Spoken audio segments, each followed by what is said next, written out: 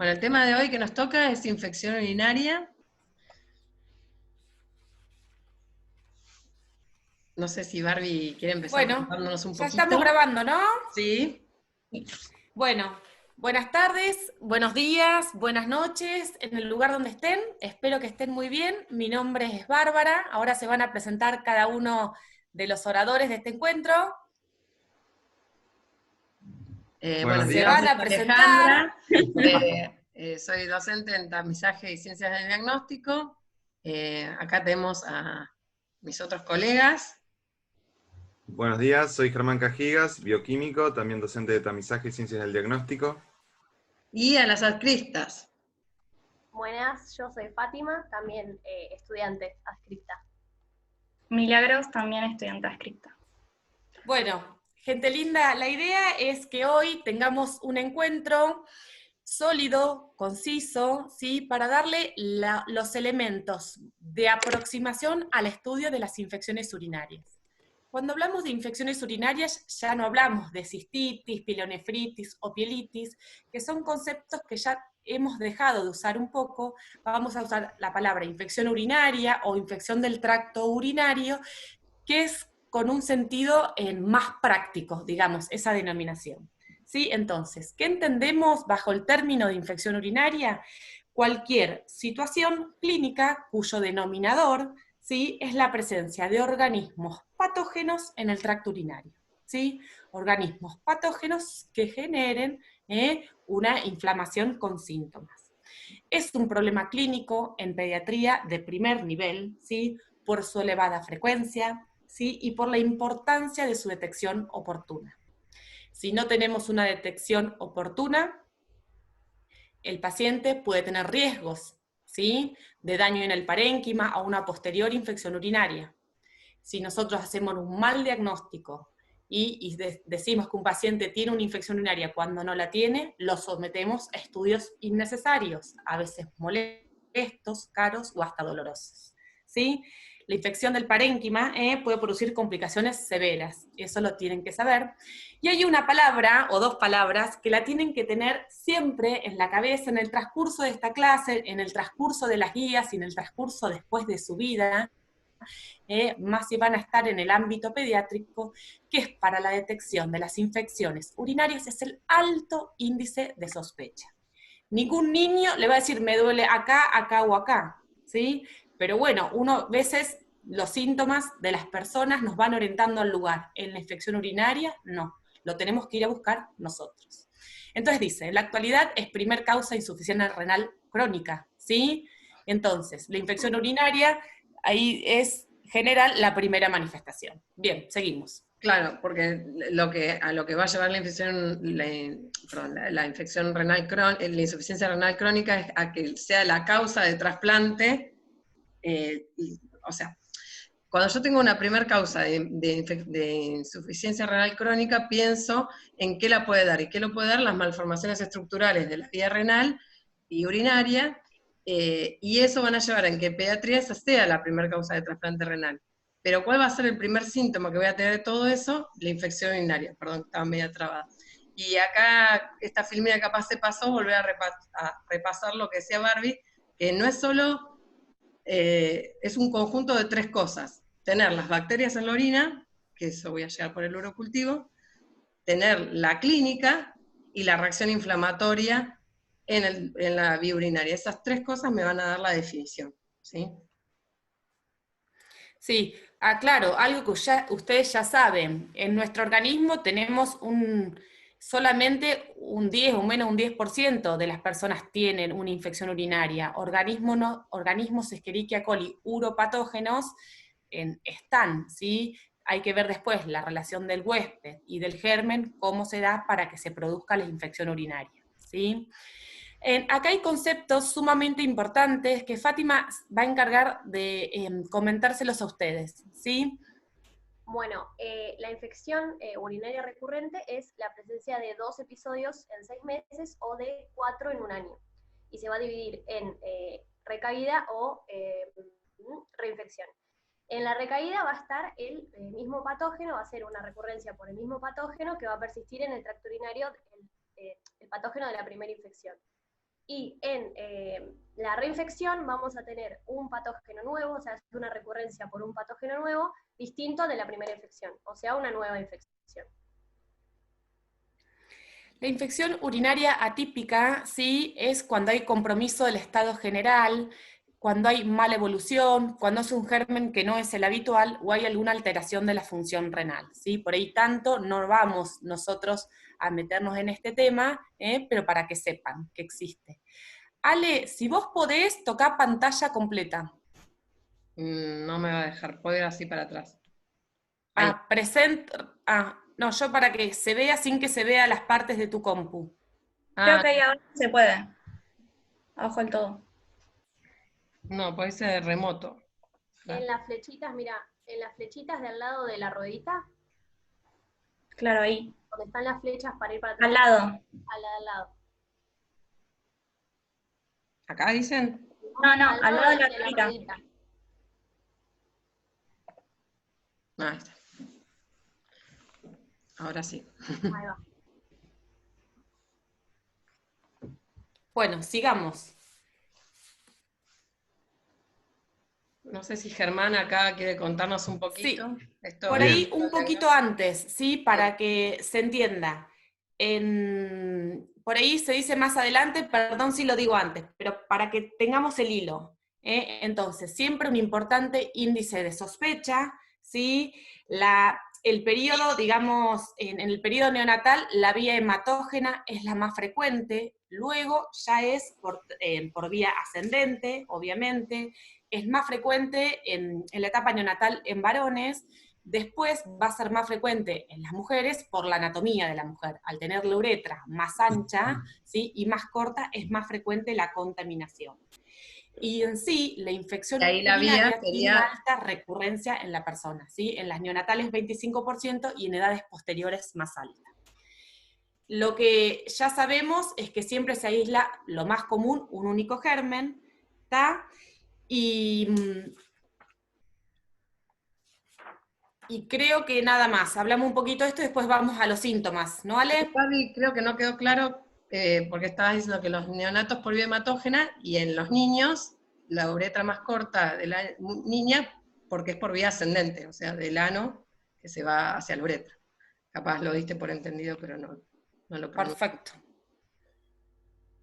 Sí, después... Ahora sí, Germán. Bien, no, en esta diapo lo que vemos que habla de bacteriura significativa, ¿no?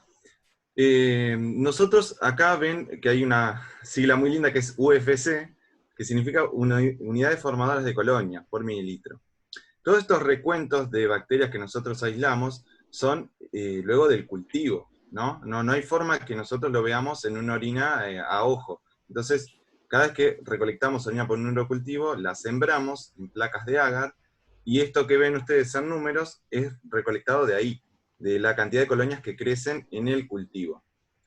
Y van a ser jerarquizables según de dónde provenga esta muestra, ¿no? Si obtenemos muestras emitidas por chorro medio o orina espontánea, el valor de unidades formadas de colonia por mililitro que nos daría un punto de corte sería 100.000. Si la muestra proviene de un cateterismo vesical, que se supone una muestra en teoría más limpia, ya con un número menor de colonias vamos a jerarquizar el cultivo, ¿sí? Con un número de 10.000 unidades formadas de colonia por mililitro. Y si la muestra proviene de una punción suprapúbica, la cual debería ser estéril, se considera estéril porque viene directo de la vejiga, cualquier recuento de colonias será jerarquizable. Bien. No sé si quieren acá ahondar un poquito ya en cómo es la toma de muestra, o después volvemos. Bien. En la toma de muestra, no, más adelante no hablamos de las bolsitas, o No, hay algo. no hay fotos, no. Bien, bien. Con respecto, cuando se trata de una punción suprapúbica o de un cateterismo vesical, digamos, todo depende de nosotros, ¿no? Porque nosotros podemos colectar la muestra. Ahora, cuando se trata de una orina al acecho, en niños es muy difícil juntarla, porque no es tan fácil decirle, tenés que orinar una pequeña porción afuera, después la segunda porción en un frasquito, y después, no, con un niño no podemos hacer eso. Por eso se llama orina al acecho, es como que estamos esperando que el niño orine para colectar en el frasco estéril para llevar urocultivo, ¿no? Otra práctica que se utiliza es la famosa bolsita colectora, que es una bolsita con pegamento que se pone se pega en la zona púbica y se espera que el niño o la niña orine, ¿no? Y se va, y luego esa bolsita estéril se cierra y se lleva al laboratorio para su análisis. Esta bolsita colectora a veces es más fácil de utilizar que la orina al acecho, digamos, estar pendiente de cuándo el niño va a orinar para ponerle el tarrito, pero puede ser también un poco más sucia la colección, ¿no? Porque es algo un poco que se pega al cuerpo, la orina, vamos a decir así, tiene contacto con la piel también del niño o la niña, y puede tener contaminantes que nosotros tenemos en la piel, digamos, bacterias coagulasa negativa, como el estafilococo coagulasa negativa, que nosotros tenemos habitualmente en nuestra piel. Y eso nos podría dar un cultivo erróneo, estaríamos cultivando un gen que sería un contaminante, no un patógeno. Bien. ¿Alguna duda Hay que sobre eso? aclarar, Germán, en la muestra cómo se tomó. Sí, sí, obviamente, sí. Si llega la bolsita colectora al laboratorio nos vamos a dar cuenta, porque por lo general se deja ahí, como es una muestra estéril. Pero sí, si es una punción suprapúbica, por lo general llega a la jeringa, entonces nos vamos a dar cuenta. Pero si es un cateterismo, estaría bueno aclararlo. Siempre la comunicación fluida es la mejor herramienta. Bien, porque la madre también sepan que es muy complicado porque tiene, o el padre, tiene que la tapa no tocar ninguna superficie, el envase tampoco ser tocado, tampoco puede estar mucho tiempo abierto, los niños que no, capaz todavía no contienen esfínteres, es una prueba que es difícil de conseguir. Pero bueno, lo ideal es hacerla al acecho y sin la bolsita, pero a veces se necesita la bolsita. Bueno, no sé si algo más de esto. Capaz acá en el gráfico mostrábamos cuando hablamos de punción suprapúbica para que se puedan imaginar qué es lo que se está haciendo. Ahí hay un campo estéril sobre el niño, tenemos el ombligo, acá las partes genitales, y como ven están haciendo una punción con una jeringa que va a atravesar los planos hasta llegar a la vejiga y poder tomar una muestra. Por eso aclaraba Germán que es bien estéril, ¿sí? ¿Alguna duda?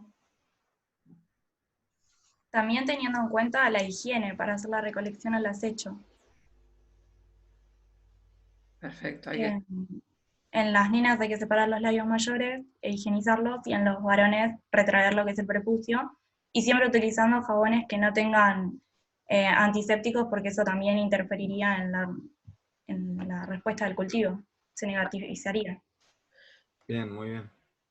Y generalmente se sospecha que hubo algún mal uso de todas estas cosas cuando se aíslan varios gérmenes, porque lo normal es que se aísle uno, puede haber alguna situación que haya más de uno, pero en general debería aislarse los gérmenes. Entonces sí, cuando el cultivo hay varios gérmenes, habla de que alguno de todos estos pasos no fueron correctos, ni el higiene o tocar el tarrito tiene que ser estéril, no puede ser cualquier frasco. Bueno, seguimos un poquito, algo de esto ya Barbie nos había contado. Sí, si quieren, lo leo un poco, esto de que al finalizar la edad pediátrica, 8 al 10% de las niñas y 2 a 3% de los varones han padecido una infección urinaria, ¿sí? La incidencia global es del 5%, 3,1 en 1000, en mujeres de entre 0 y 14 años, y 1,7 en 1000 en varones de ese grupo etario. La frecuencia, como ya algo dice, discúlpenme que me adelanté. La frecuencia es mayor en los varones hasta los 6 meses, después va a ir cambiando, ¿sí? Y luego en mujeres a partir del primer año, segundo año, ya muchísimo más frecuente en mujeres. Las malformaciones de la vía urinaria, como el reflujo, aparecen en un 30-40% de los niños menores de 2 años luego de su primer episodio, y en el 20 el 25% de las niñas escolares con infección urinaria recurrente. Bien. Pasa, si querés.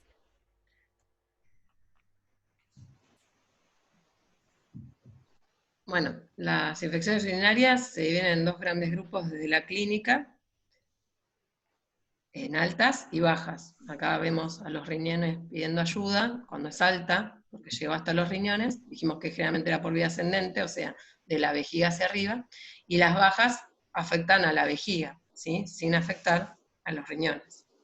Serían las cistitis. Si quieren seguir comentando algo, Barbie, vos más desde la clínica. ¿Qué factores de riesgo? Bueno, charlamos un poquito los factores de riesgo, después, si les parece, vamos a la clínica. No, entender que para que se produzca infección urinaria tiene que haber una relación del germen y del huésped. Algo en la introducción ya hablamos, el huésped, la Escherichia coli, tiene características particulares, ¿sí? Y del huésped, lo más importante a destacar son las anomalías del tracto urinario, ¿sí? Después van a tener una clase donde van a ver algunos de los ejemplos. En la historia, o alguien que tenga antecedentes de una infección urinaria, como es un desorden que no suele repetirse, pero tiene un alto porcentaje de repetirse, es importante tenerlo en cuenta, ¿sí? Las vejigas neurogénicas, cuando no hay así armonía con los músculos de la vejiga también, todo lo que asocia a un éstasis, a que se acumule orina, obviamente, predispone a la infección, ¿sí? Las disfunciones vesicales por ahí hablando lo mismo, bueno, instrumentación de la vía urinaria, obviamente, pacientes que tienen sondas permanentes, es más frecuente que tengan infecciones urinarias, y después, esto de la fimosis o fusión de labios, por ahí más para las infecciones urinarias bajas. Se ha visto que los pacientes o de los niños que habían sido circuncidados tenían menos incidencia por ahí. Bueno, y después inmunosuprimidos y todos por ahí casos particulares. Eso para que tengan una idea. Claro, algunos de los factores de riesgo que menciona acá son consecuencias o por ejemplo, ver baja talla o que el niño tuvo varios episodios de fiebre y capaz la madre no consultó, y son, como decía Barbie, capaz no es que el niño o la madre le va a decir por qué vino, sino ir atando cabos de cosas sueltas que nos van narrando, que tenga hipertensión. Me gustaría hacer, porque me parece algo entretenido en la parte esa, el ítem oxiuriasis, que también lo pueden encontrar como Enterobius vermicularis, que es un parásito intestinal. Pero ¿por qué este parásito causa una infección urinaria? Bueno, la pequeña larva, vamos a hacerlo bien gráfico, pasa ese camino, sobre todo en niñas, del ano a la vulva, ¿no? Y ahí en sí mismo arrastra bacterias. Entonces, de ahí vendría también la infección urinaria. El parásito va todo ese trecho de ano a vulva y ahí traslada bacterias también. Sobre todo Escherichia coli. Claro, yo me imaginaba por el rascado, Germán, también. Claro, sí, porque No sé, capaz que me imaginaba mal. es una parasitosis que da mucha comezón, mucha picazón. Y una de los signos de esa parasitosis es justamente la picazón de la zona del ano. Claro. No sé si alguna vez escucharon de esto Milagro y Fátima, ya lo vieron en alguna unidad de aprendizaje, oxiuriasis, ¿no? Sí, lo vimos en ADN, así que los chicos y las chicas ya lo deben también tener bastante claro. ¿Se acuerdan de que se le pone una cintita para ver si se aísla el germen, el parásito? Bueno, y vamos un poquito a la clínica, que va a cambiar mucho con la edad.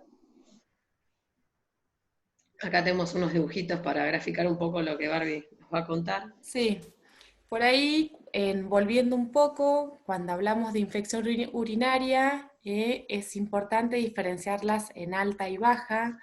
Obviamente, en un menor de 1 mes, acá por ahí aclara menor de 2 meses, pero bueno, ya el concepto de infección es una infección generalizada, ya en el sistema inmune del niño no tiene la capacidad de defenderse o lo hace de una forma diferente, donde cada infección se muestra de forma generalizada. ¿sí? Entonces uno ya tiene elementos semiológicos más de sepsis, donde puede haber hipo o hipertermia, ¿sí? Irritabilidad, esto de letargo, de estar con menor vigor, dificultad para alimentarse y que la progresión del peso se detenga, ¿sí? No siempre tiene que haber bajo peso, sino que se detenga en la curva. Ictericia también pueden dar, ¿sí? Ya van a ver que la ictericia la vemos en muchos desórdenes, y diarrea. Entonces, ninguno de estos síntomas me hace pensar en algo que tenga que ver con el aparato urinario. Y sin embargo, si yo tengo estos elementos o alguno de ellos, tengo que pensar claramente en una infección urinaria. De aquí, cada vez que voy trasladándome a individuos de mayor edad, de a poquito los síntomas se van a ir localizando más porque su sistema inmune así lo puede hacer, ¿sí? Pero bueno, ya entre los 2 meses y llegado al año y medio, es un niño por ahí que ya no tiene buen estado general, ¿sí? Con fiebre, ya puede referir o manifestar algo de dolor abdominal, dificultad para alimentarse o presentar vómitos. Esto de la irritabilidad también acompaña, ¿sí? Entonces es un paciente que uno lo ve que enfermo, que algo está pasando, pero tampoco muchos elementos para pensar en algo de origen urinario aparecen. Algunas madres, o en algunas ocasiones se podría encontrar esto de que hacen pis a cada rato, por ahí es un poquito, por ahí, que hacen. Se cortó, me parece. Cortó, Barbie, perdón. Volví a retomar que se cortó un poquito la conexión. Desde que estabas diciendo que a edades un poquito más avanzadas podían orinar más seguido.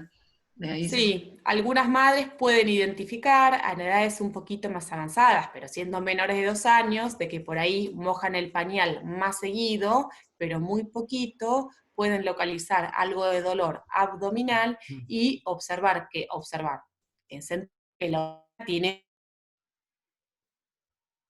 efecto y el olor suelen cambiar, pero eso a veces a veces no es tan fácil.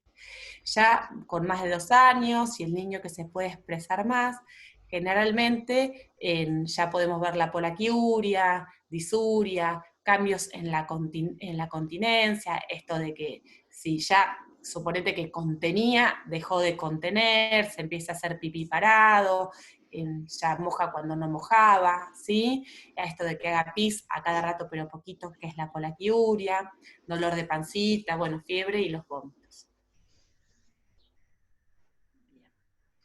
Bueno, Pasamos. que ahí quedó claro, así que cuando sea más grande se va a parecer más a lo del adulto.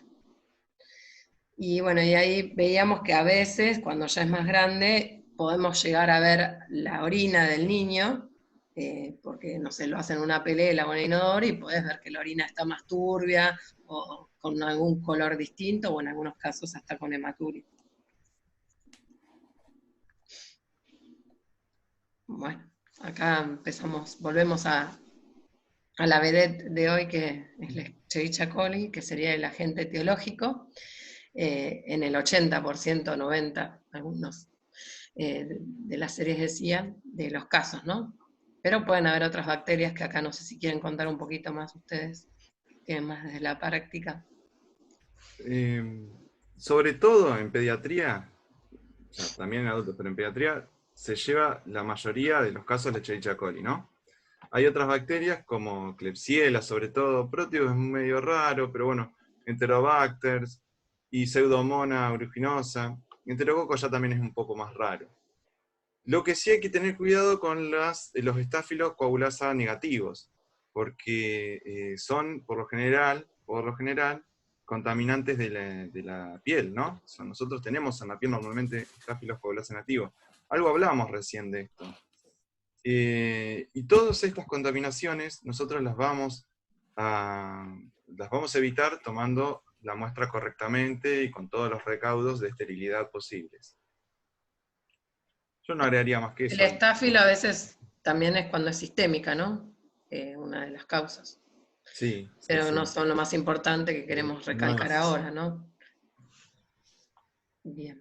También, bueno, de eso nos podemos, digamos, enriquecer mucho con una charla fluida entre las distintas profesiones, digamos, si se sospecha, si tiene una muy fuerte sospecha de infección urinaria y lo único que se aísla es este Staphylococcus negativo, bueno, se puede ver de jerarquizarlo, y hacer pruebas, antibiorama y demás.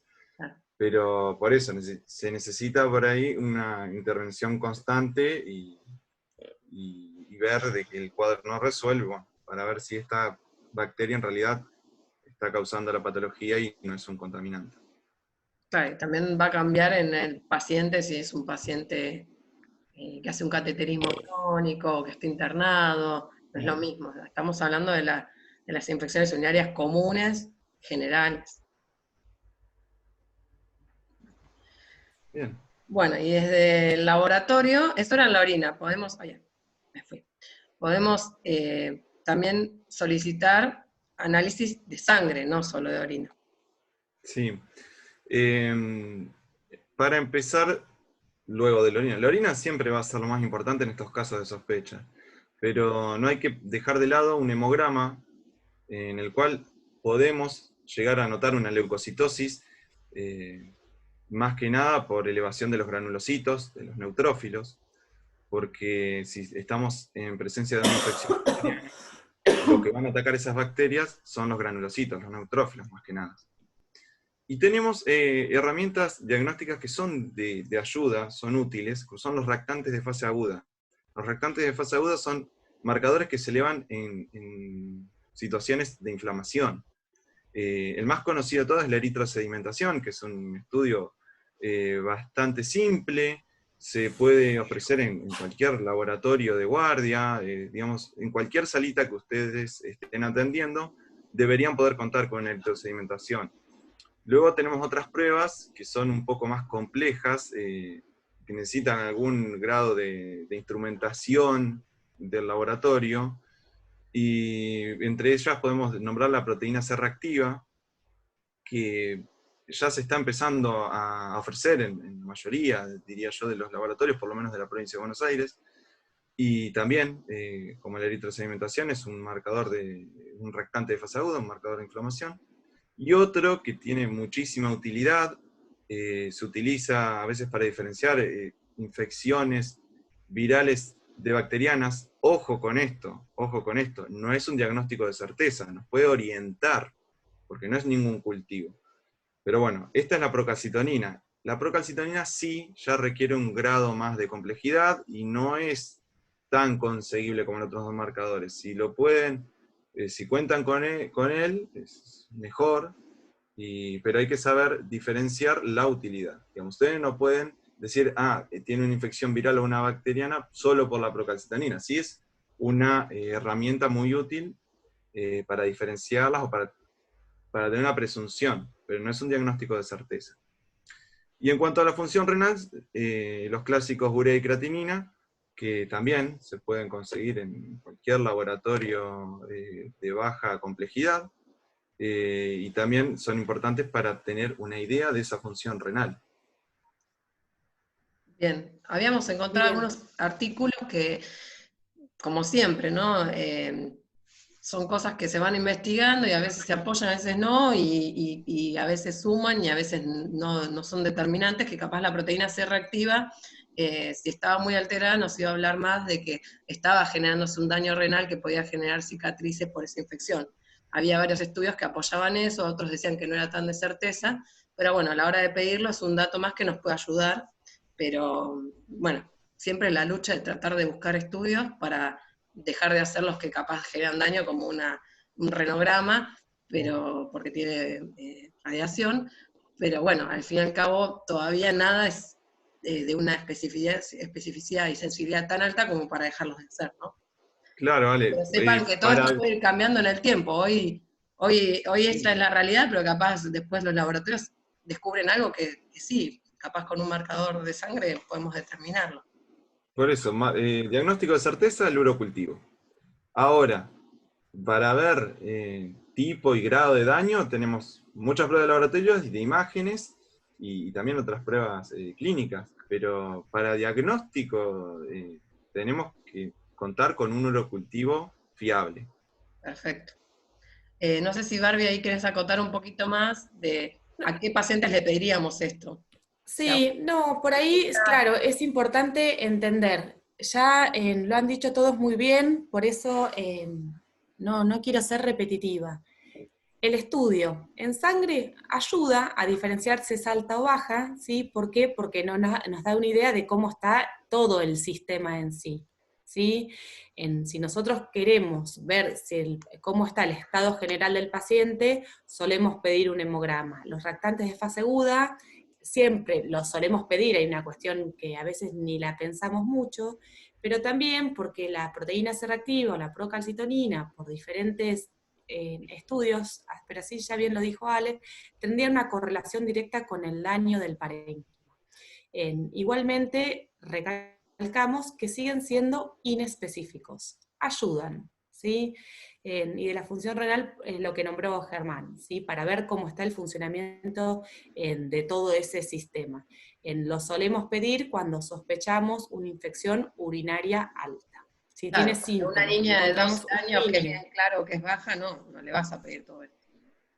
Claro, si nosotros encontramos un niño, como en uno de los casos que ustedes tuvieron, en las situaciones clínicas, donde es un paciente que lo ven en la sala de espera, de que juega, charla, o canta, o baila, y de repente llega a la consulta, y ahí a las preguntas dirigidas expresa un dolor en la zona baja, y la madre te cuenta que se hizo pis encima, etc., a ese tipo de pacientes no es necesario pedirles un examen en sangre. Diferente a si viene un niño menor de 6 meses o menor de 4 meses, con síntomas más inespecíficos, ahí sí, yo solicito un estudio en sangre. Bien. Sí, quería Y aclarar ahora, que... Fátima, ¿qué le pido a los dos? ¿Cómo? A los dos casos, al primero que contó Barbie y al segundo, ¿qué le pido a los dos? Pedimos un cultivo de orina. Sí, Perfecto. lo cultivo, para Perfecto. confirmar. Eso sí a los dos, sí o sí. Germán, no sé si vas Quería a... aclarar que por ahí me fui de tema con la procalcitonina y conté otras cosas, otras utilidades que no van al tema, con esto de diferenciar infección viral de bacteriana. No es para este caso de infección urinaria, es otra utilidad que tiene. Pero no, acá para daño del parénquima. Por ahí me fui de tema con eso. No, está bien, igual No, también está hay bien. infecciones urinarias virales, pero bueno, no es lo más común, ¿no? Volvemos a lo común. Capaz también remarcar que la leucocitosis no confirma la infección, pero si hay, y si no hay tampoco la descarta, digamos. Por eso se recalca con que es inespecífico. Perfecto. Perfecto. Creo que esto que eran dudas de la clase está bueno porque acá ya medio que las fuimos dispersando. Sí. No sé si quieres contarnos un poquito de esto, Germán. Sí. Bueno, tenemos unas herramientas de screening. A ver, ¿y qué digo con screening? Que son una prueba rápida que nos pueden ser de utilidad, pero nosotros tenemos que saber las limitaciones que tienen estos test, ¿no? Ahora, bueno, creo que este tema del screening está en auge con todo lo del coronavirus, pero estamos invadidos con test diagnósticos rápidos y demás.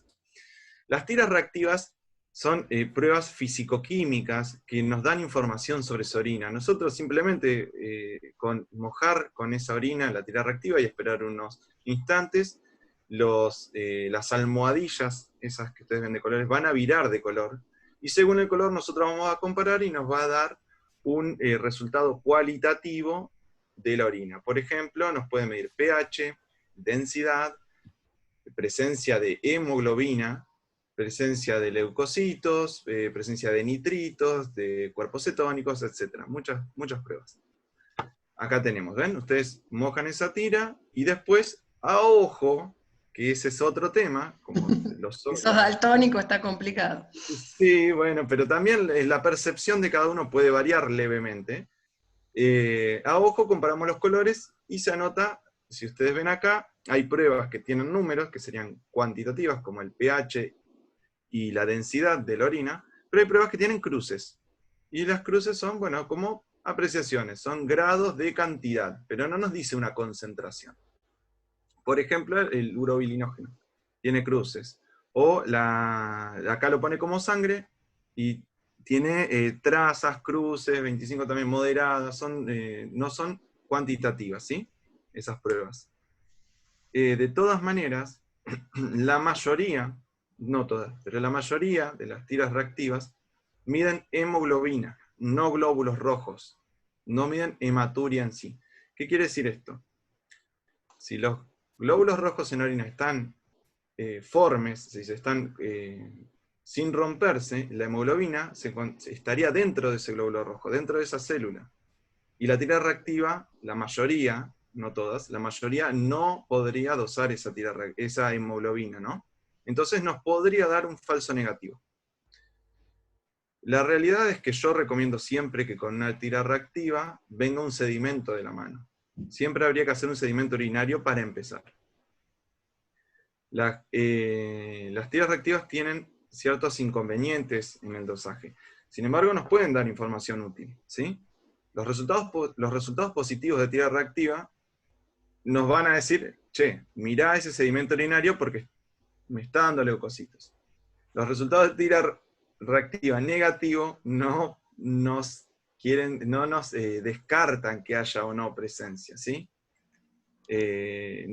Por lo general, el resultado de tira reactiva y sedimento coincide, pero no siempre es así. Acá tenemos datos de sensibilidad y especificidad, ¿sí? Esto varía según la marca, según el equipo, hay equipos automatizados, según la gente que lo mire, porque no se olviden que es un examen visual. Lo que se renombra en muchos trabajos y se le da importancia para la infección urinaria es la cantidad de leucocitos y la cantidad de nitritos que da la tira reactiva, ¿sí? Se relaciona mucho con la presencia de enterobacterias, los nitritos en orina. Y nos podrían ayudar rápidamente en una situación de guardia para ver si esa orina tiene o no bacterias. Podríamos intuir, pero no es confirmatorio, otra vez. No sé si alguien quiere agregar algo de esto, de la utilidad de ustedes en las guardias, en diagnóstico. No, yo por ahí aclarar que normalmente en la práctica cotidiana se pide más el sedimento, pero bueno, como en nuestra unidad habla de tamizaje, entender esto del valor predictivo negativo de las tiras, que si yo tienen un nivel de sensibilidad hasta ahí, del 70%, de especificidad muy alta, y si a mí me dan un resultado que es negativo, en principio, para un manejo de la urgencia, yo me podría quedar hasta algún punto tranquila para descartar la infección urinaria. Pero es algo que en la práctica cotidiana... Sí, teniendo un sedimento urinario al alcance, uno por lo general... Se te Sí, cortó Barbie. un poquito. Sí, Germán. No, que teniendo lo que se estila hacer es solicitar orina completa de guardia, y ahí tendríamos parámetros de tira reactiva y de sedimento urinario. Pero por lo general, yo para una guardia sé que los laboratorios cuentan más con la posibilidad de hacer un sedimento y a veces las tiras reactivas no están tan disponibles, porque son a veces un poco costosas. De todas maneras, yo creo que tira reactiva debería ir acompañada de un sedimento, y sedimento podría no ir acompañado de una tira reactiva. Claro. Bueno, ahí es un poquito, si nos querés explicar qué es el sedimento, Sí. qué Bien, diferencia hay con el urocultivo. el sedimento urinario simplemente se toma una orina, se prefiere que tenga cierto grado de retención, en lo posible más de 2-3 horas de retención del paciente. Se colecta en el mismo frasquito. Nosotros lo que hacemos es centrifugar esa orina y quedarnos con el sedimento, ¿sí? Con lo que precipita. Eso lo analizamos al microscopio óptico y hacemos recuento de leucocitos, hematíes, cilindros, mucus, levaduras si las hubiera, bacterias, pero ojo que no sería diagnóstico como un urocultivo, porque estas bacterias bien podrían venir de una contaminación, ¿sí? O que la orina haya estado 8 horas en una mesada, vamos a suponer, ¿sí? Porque hay gente que la trae de la casa. Ahí no sé si después querés aclararlo eso, Germán. Como una vez que Sí. uno toma la muestra, ¿qué tiene que hacer? Sí, Germán, esto que decís que tiene bacterias positivas, al principio no entendés nada, porque te viene el informe y te dice bacterias positivas, y Sí. no entendés, así Bien. que buenísima la aclaración. Claro, no, hay que saber apreciar la información con las limitaciones que tiene cierta técnica, ¿no? Cualquier estudio de laboratorio puede alterarnos en un principio cuando vemos algún resultado positivo, pero hay que saber que la calidad de un resultado nunca va a poder exceder la calidad de la muestra, ¿sí? En este caso, si vamos a suponer un paciente tiene turno para ir al laboratorio, y yo le digo que me traiga la primera orina de la mañana, y vamos a poner un caso exagerado, él tenía turno el miércoles y juntó la orina el miércoles, pero no pudo ir al laboratorio y fue el jueves con la orina del miércoles. Esa orina va a tener un crecimiento bacteriano, ¿sí? Que no se va a... Yo voy a ver un sedimento, en principio, lleno de bacterias, pero no quiere decir que tenga ese recuento de bacterias, ¿sí? Esa bacteria puede ser una contaminación. Y yo Esa que la puso en la heladera. Sí, vamos a suponer que no la puso en la heladera, que es peor todavía. Y que la juntó en una botella de gaseosa, con azúcar, sin lavarla bien, como pasa también. Imagínense, la bacteria se va a reproducir exponencialmente.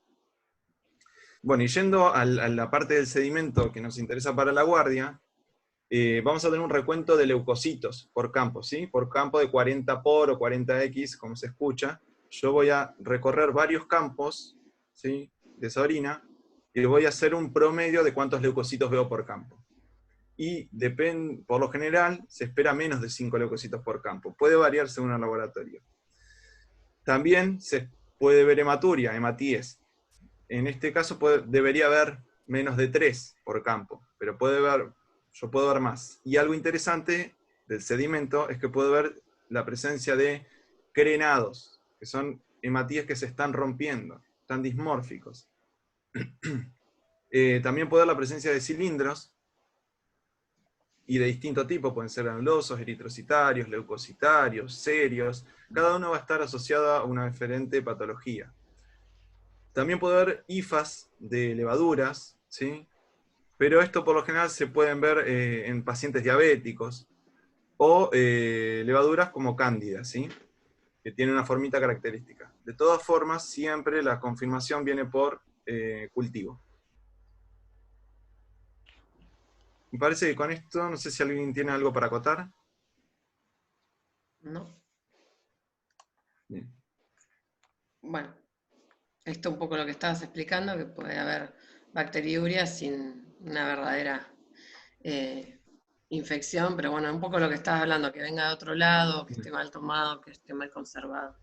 Que ojo con Los piocitos, que decía piocitos ahí, son acúmulos de leucocitos granulosos, ¿sí? O sea, granulocitos. Serían por lo general acúmulos de neutrófilos. Y eso nos podría orientar bastante a una infección bacteriana en un niño. Bien. Nada más, eso es por la palabra. Bien. Perfecto. Bueno, de imágenes, como veníamos charlando, no va a servir para el diagnóstico de la infección urinaria, sino que va a servir para saber cómo es la morfología de la vía urinaria de ese paciente y poder detectar que haya alguna malformación urinaria oculta, y que su primer síntoma sea la infección urinaria. También va a servir en el caso de que sea un caso de una infección urinaria alta grave y queramos ver si puede haber algún foco de pielonefritis, o en el caso de la gamografía para ya ver el daño renal establecido, ¿sí? En la eco a veces igual se puede ver alguna cicatriz. Pero los métodos de imágenes van a ser complementarios a la patología y no diagnósticos. A veces uno, en algún paciente de larga data, es raro que llegue por ese medio al diagnóstico. A veces en adultos puede pasar, pero en pediátricos es muy raro que uno buscando, no sé, una lesión renal, termina llegando a que era un absceso por una infección urinaria. Es muy raro. Después vamos a tener una clasecita de imágenes en donde vamos a ver los distintos métodos, así que no me detengo más en esto. sí vamos a repasar lo que es el algoritmo y cómo fue cambiando, y sepan que va a seguir cambiando, porque así como avanza la ciencia y los distintos estudios, va cambiando los métodos que se usan, a qué edad se usan, porque lo ideal es realizar estudios que sirvan para cambiar conductas y tratar de no dañar, ¿no? Y tanto la gammagrafía como la cisturetrografía miccional usan radiación, uno de los rayos directos y el otro material radioactivo para realizarlo. Entonces la idea es tratar de irradiar lo menos posible a los niños, por eso solo se empieza a utilizar en situaciones muy necesarias, que ya van a ver las diferencias entre el algoritmo viejo y el nuevo, que tiende a usar menos métodos de diagnósticos, ¿sí? Lo que sí, como concepto general, a todos se le pide en Argentina una ecografía renovesical pre- y postmiccional cuando tienen una infección urinaria, primero porque es inocuo, y ya nos aporta un dato más de la vía urinaria, y después se puede hacer un seguimiento para ver el crecimiento del riñón, ¿sí? Porque el tamaño del riñón cuando nace el niño no es el mismo que cuando es adulto. Un poco así como para tener un pantallazo, seguimos, y después en la plaza de parte de imágenes aclaramos más, ¿sí? Bueno, esto, no sé si... Bueno, no mucho más. En criterios de internación, por ahí no los vamos a nombrar, los tienen ahí en las imágenes, ¿sí? Pero bueno, entender un poco la importancia de la alta sospecha clínica que hay que tener, que trabajamos con niños, nada nos va a decir en el sistema urinario que hay un proceso infeccioso, que lo tenemos que ir a buscar, que hay todo un recorrido diagnóstico, cada uno con sus características, todos para acercarnos al diagnóstico definitivo que nos lo va a dar el cultivo.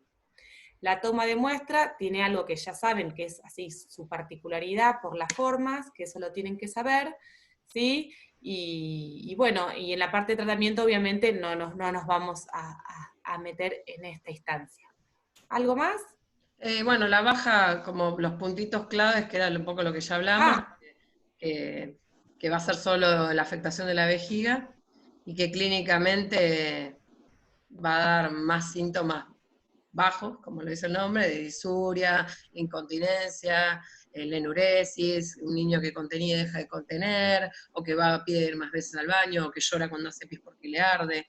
Ya eso más o menos lo fuimos diciendo, y a veces el tema de a esa edad que empiezan a veces con problemas para defecar, ese síndrome de mala eliminación, o sea, que les cuesta, que se te constipan, que pasan 7 días que no se encaca, y que vuelven a poder ir al baño, y todos esos procesos que tienen los niños, a veces por esa mala sincronización y retención de heces, termina dando una infección urinaria. No sé si ahí Barbie querés acotar más que...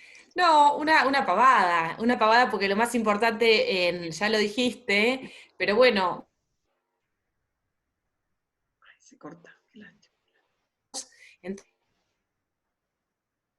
Hasta la tarde o noche, también hace mucho tiempo en la cultura de la mujer quedaba mal de que... Me fue el internet. Sí, se cortó. ¿Ahí me escuchan? Ahora te escuchamos. Sí. Dale. Antes en la cultura estaba ya el baño, entonces se generaban en ciertas personas la cuestión de retener, y bueno, un factor de riesgo para una infección urinaria de las bajas, ¿sí? También la frecuencia de la baja es en niños ya un poco más, en edades más avanzadas, ¿no? Y niñas. Claro, porque se va a relacionar un poco con eso que decía Barbie, de retener, claro, de la baja ingesta de líquidos, y bueno, y ya como a veces se inician las relaciones sexuales siendo pacientes pediátricos, no es lo ideal, pero a veces un niño de 13 años puede que las tenga, también las mujeres cuando no orinan después de tener relaciones aumenta el riesgo de infección urinaria, que es un dato a recalcar. Barbie, se te cortó, por eso empezamos a hablar un poquito, no sé si ahora que sí. ¿querés repetir? Bárbaro. No mucho más de los factores de riesgo. Bien. Y bueno, ¿qué pido? Como decíamos, urocultivo y sedimento, ¿sí? La eco, acá sí pre y postmiccional porque retienen, ¿sí? En los niños pre y postmiccional no se puede hacer porque el niño no puede mirarle la vejiga, que vaya al baño y que vuelva, y la volvemos a mirar con el ecógrafo para ver si vació completamente la vejiga, porque en un niño eso no se puede hacer. De hecho, en los bebés chiquitos, lo primero que uno mira cuando empieza la ecografía es la vejiga, porque cuando le apoyás el gel frío, enseguida se hace pis dentro del pañal. Entonces, la idea es empezar el estudio por la vejiga. Pero bueno, cuando se puede, lo ideal es valorar pre y postmiccional. Y bueno, creo que ya estamos. Entonces vamos a cerrar. Sí, no, por ahí recalcar de lo que yo ya lo hemos dicho, pero bueno, esto de que uno pide y en los casos clínicos lo tienen, más en las infecciones urinarias bajas, la persona suele acudir a un servicio de emergencias, ahí se le hace el sedimento, y ya si tiene algún valor que hace de presunción que sea positivo, ahí se instaura el tratamiento antibiótico y se espera el urocultivo. Si el urocultivo es negativo, deja de recibir el antibiótico.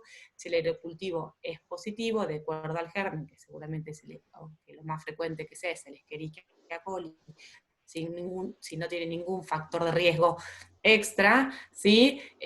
Ahí entonces, bueno, se instaura y se completa el tratamiento antibiótico y se empieza a estudiar según los consensos que después vamos a hablar. Perfecto. Sí, es importante ahí lo que recalca Barbie, porque generalmente el urocultivo lleva su tiempo. Que no sé si ahí, Germán, querés aclarar que el cultivo no importa si tenés una obra social muy buena o si estás en un lugar público. No es que por más plata me lo van a dar antes. ¿No crece más rápido el Escherichia coli en el público No, o en privado?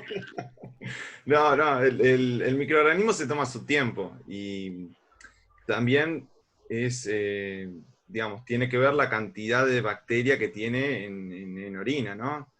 Mientras más bacteria tenga, más rápido va a crecer. Pero no, por lo general suele tardar 24 horas al menos, que no quiere decir que todos tardan 24 horas, a veces tarda más en crecer el bicho, vamos a decir el bicho así más para darle una identidad.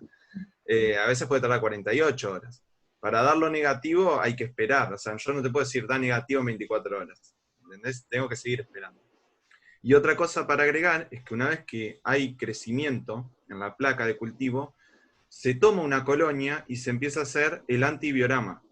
Para ver, y esto es muy importante, es súper importante para el tratamiento, para ver a qué es sensible la bacteria, a qué antibiótico es sensible la bacteria y a cuál es resistente. ¿Sí? Para instalar un tratamiento efectivo y que nos genere la menor resistencia posible a la larga, en ese paciente y en la población. Si uno no se lo imagina, capaz esto lo puedes explicar mejor vos, es que como que se siembran las bacterias, como en cada lugar, con distintos antibióticos. Entonces es como una semillita. Si no crece, es porque ese antibiótico la mata. Y en las que crece, esos antibióticos no la matan. Exactamente, sería algo así. Se ve un halo de crecimiento, se llama, y se ve si el bactericida, o sea, el antibiótico, no la deja crecer, si la inhibe o si la bacteria crece.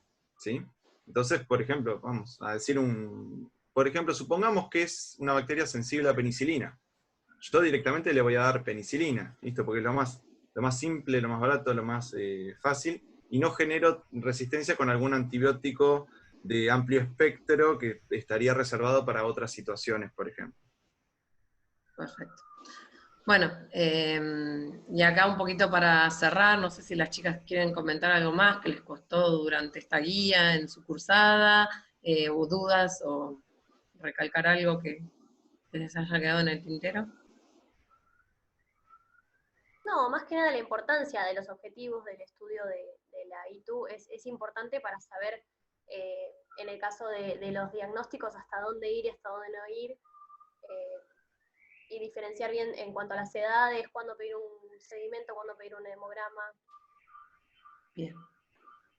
Sí, en mi caso yo la tuve a Barbie de profesora, y nos decía que era como complicado determinar si un bebé muy chiquitito tenía ITU.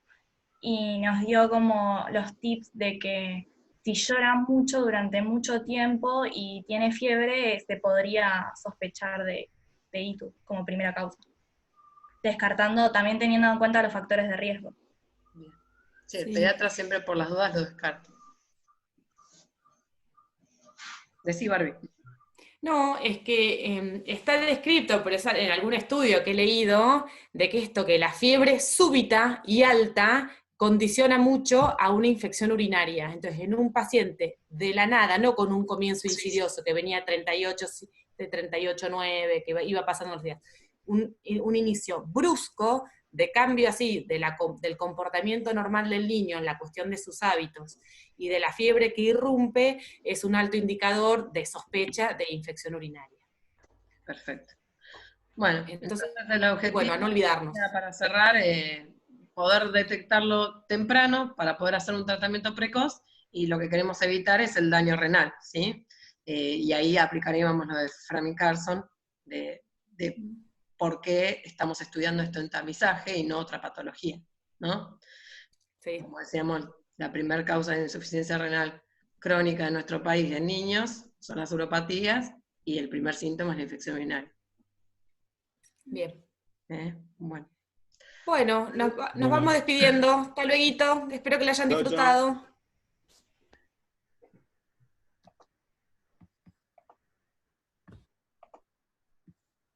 Ahí paré. Deja de grabar, dice. No, dice que estoy grabando. ¿Por qué?